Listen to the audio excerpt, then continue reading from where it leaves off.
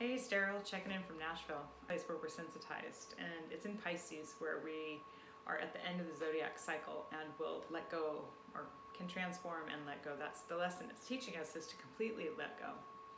And the moon is in Pisces, and interesting, the sun is also now directly in Virgo, which is opposite from one another. So the sun and the moon are in an axis where we're getting lessons very specific to letting go. Where the sun being in Virgo, I'm looking at my chart right now, the sun being in Virgo is all about the details and pushing through and getting things done a certain way and trying to clamp down on things.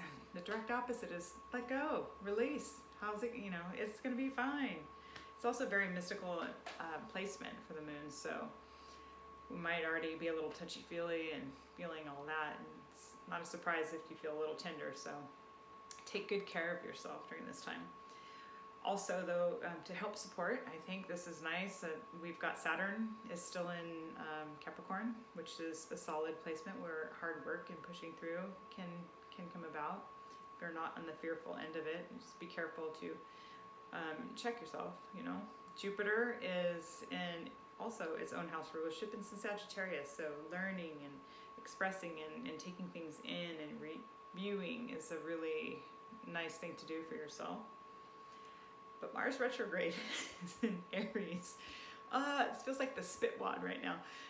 If you're easily triggered by arguments, right? So I won't say anything about last night, but Mars retrograde is when the planet comes closer to the Earth, it's intensified. It almost feels like, I'm imagining like a magnifying glass, and it's pressure, and Mars is the kid that doesn't behave, or the one who wants to have the last word, but also can get things done. It's also drive, but can be judgy, right? So watch what you're saying. This is usually where we have the problem with Mars, is either being easily triggered and then ready to fight, or causing problems this way. Yeah, so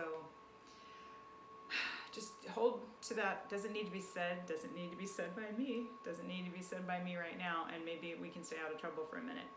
But in the meantime, at least enjoy these transits as you can. If you get a chance to look up at the stars and the moon tomorrow, do so. It's supposed to be a beautiful harvest moon. If you'd like to have a reading to understand exactly where moon is in your chart, for me it's in relationships. That's my natal moon.